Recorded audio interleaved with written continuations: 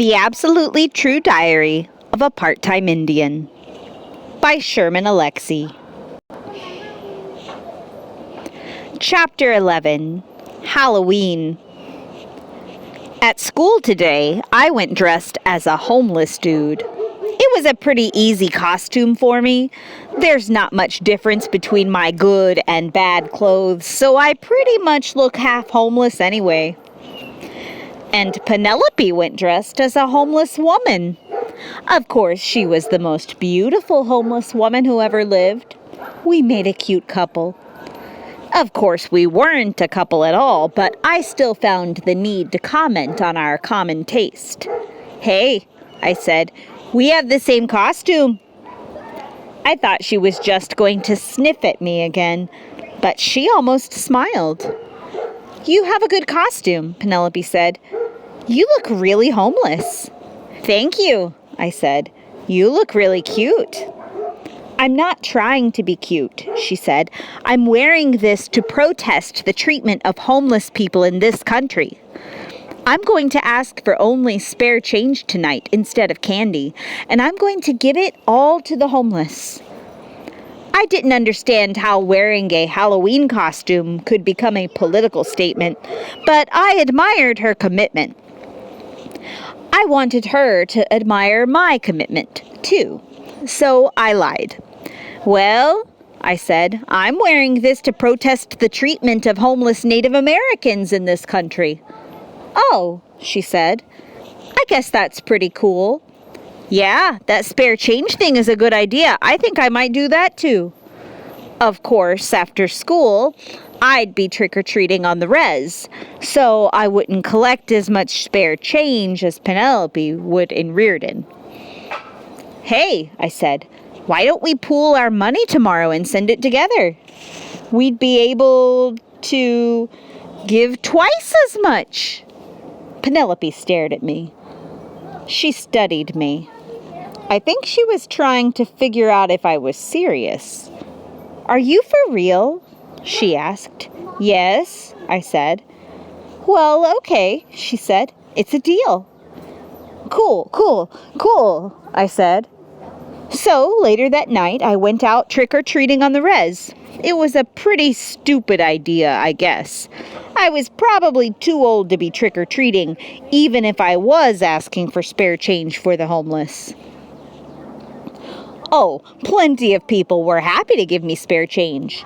And more than a few of them gave me candy and spare change. And my dad was home and sober, and he gave me $1.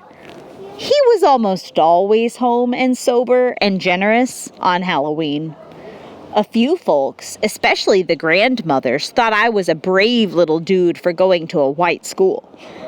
But there were a lot more people who just called me names and slammed the door in my face. And I didn't even consider what other kids might do to me. About 10 o'clock, as I was walking home, 3 guys jumped me, and I couldn't tell who they were. They all wore Frankenstein masks, and they shoved me to the ground and kicked me a few times and spit on me. I could handle the kicks, but the spit made me feel like an insect, like a slug burning to death from salty spit. They didn't beat me up too bad. I could tell they didn't want to put me in the hospital or anything. Mostly they just wanted to remind me that I was a traitor, and they wanted to steal my candy and the money. It wasn't much, maybe $10 in coins and dollar bills. But that money and the idea of giving it to poor people had made me feel pretty good about myself. I was a poor kid raising money for other poor people. It made me feel almost honorable. But I just felt stupid and naive after those guys took off. I lay there in the dirt and remembered how Rowdy and I used to trick or treat together. We'd always wear the same costume, and I knew that if I'd been with him, I never would have gotten assaulted. And then I wondered if Rowdy was one of the guys who just beat me up. Damn, that would be awful. But I couldn't believe it. I wouldn't believe it. No matter how much he hated me, Rowdy would never hurt me that way. Never. At least I hope he'd never hurt me. The next morning at school, I walked up to Penelope and showed her my empty hands. "I'm sorry," I said. "Sorry for what?" she asked. "I raised money last night, but then some guys attacked me and stole it." "Oh my God, are you okay?" "Yeah, they just kicked me a few times."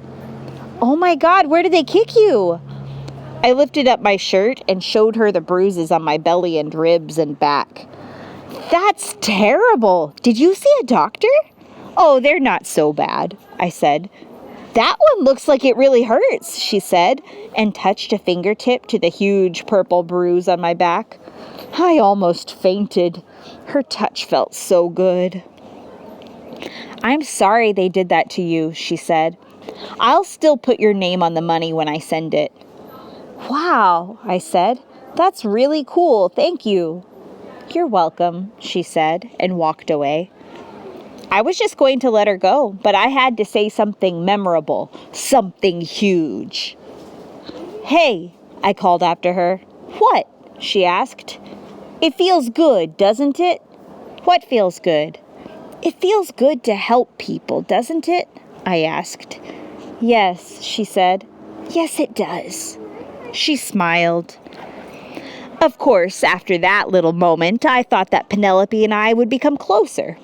I thought that she'd start paying more attention to me and that everybody else would notice, and then I'd become the most popular dude in the place. But nothing much changed. I was still a stranger in a strange land, and Penelope still treated me pretty much the same.